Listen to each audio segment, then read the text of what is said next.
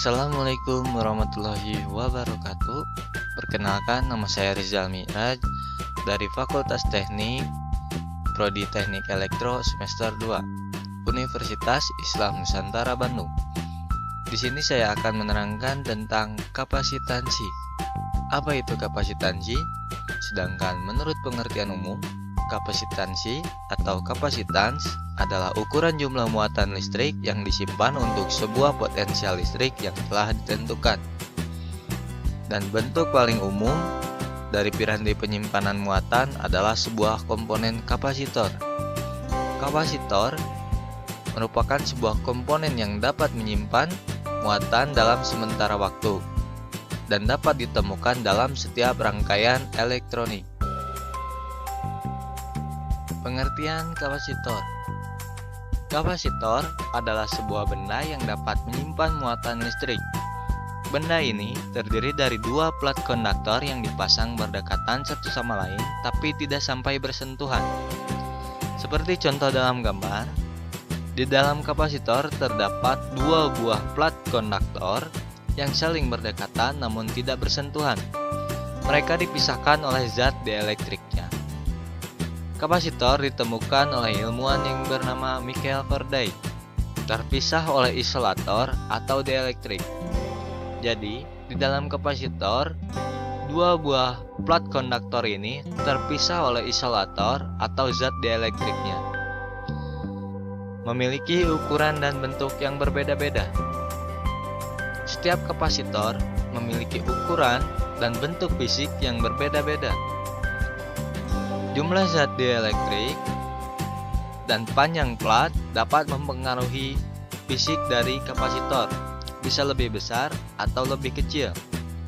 Dan ukuran tersebut mempengaruhi terhadap kapasitansi yang dimiliki oleh kapasitor. Jenis-jenis kapasitor. Yang pertama ada kapasitor elektrolit. Kapasitor elektrolit adalah kapasitor yang bahan isolatornya terbuat dari elektrolit. Kapasitor ini memiliki polaritas, di mana terdapat kutub positif dan kutub negatif, sehingga dalam pemasangannya kapasitor ini tidak boleh kebalik. Kapasitor tantalum, kapasitor polister film, kapasitor poliprolin, kapasitor kertas, kapasitor mika, kapasitor keramik, dan kapasitor eksplosif.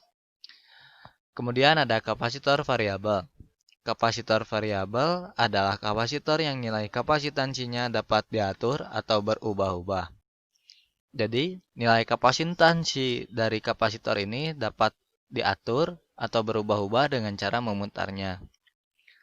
Selanjutnya terdapat lambang internasional dari kapasitor. Yang pertama ada kapasitor polaritas.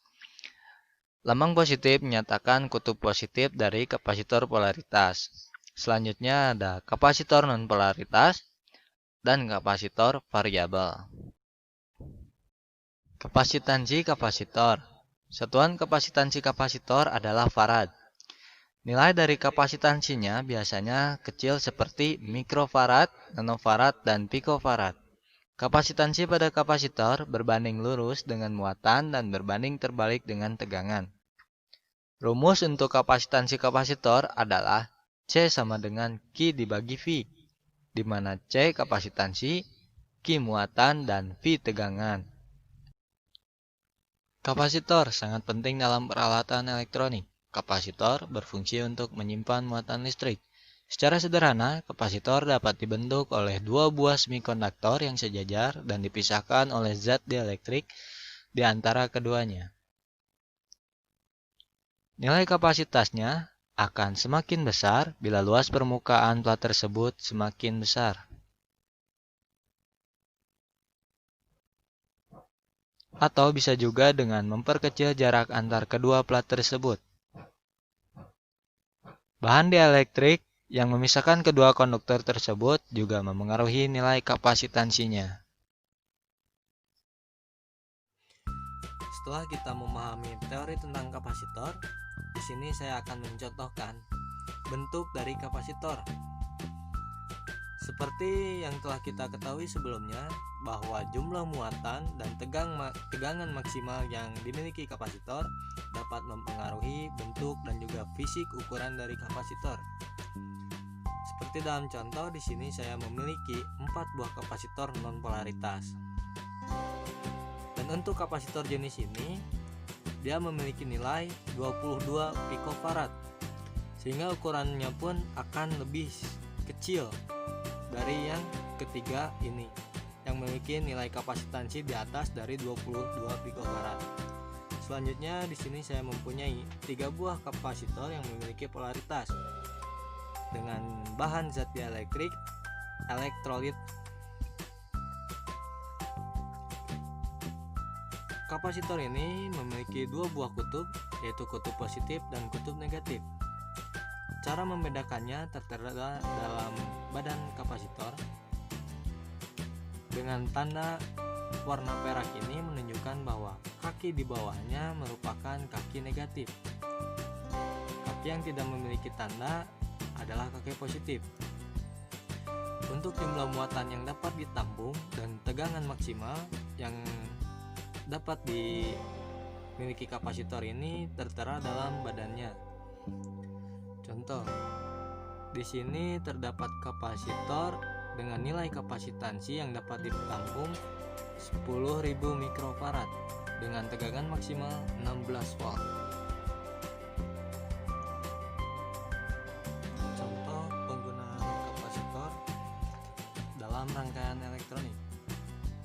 Di sini saya mempunyai sebuah power supply sederhana, di mana dengan tegangan input dari PLN 220 volt masuk ke bagian primer dari trafo step down, kemudian keluar tegangan 12 volt dari bagian sekunder trafo.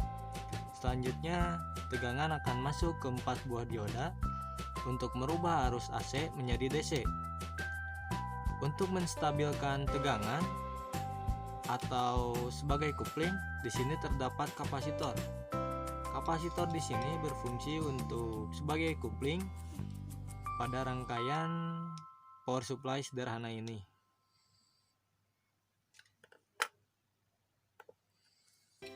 Bagaimanakah proses pengisian dan pengosongan terhadap kapasitor? Di sini saya akan mencontohkan bagaimana proses pengisian dan juga pengosongan pada komponen kapasitor dengan nilai tegangan maksimal 16 volt dengan jumlah kapasitansi 10.000 mikrofarad. Dan juga di sini saya mempunyai 1 buah LED dengan dihubungkan resistor, karena LED ini bekerja pada tegangan 3 volt dan sedangkan output dari trafo ada 12 volt, sehingga saya menggunakan resistor sebagai penghambat arus, sehingga LED tidak akan putus atau gosong. Oke, kita mulai saja.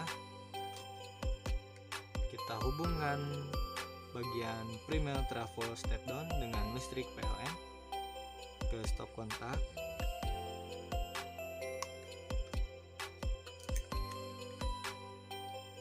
Sedangkan output ini sudah mengalirkan arus DC dengan kapasitor sebagai coupling atau filter dari power supply sederhana ini.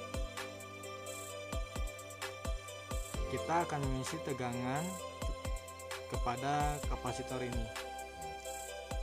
Ingat, kapasitor ini memiliki polaritas, yaitu kutub negatif dan juga kutub positif.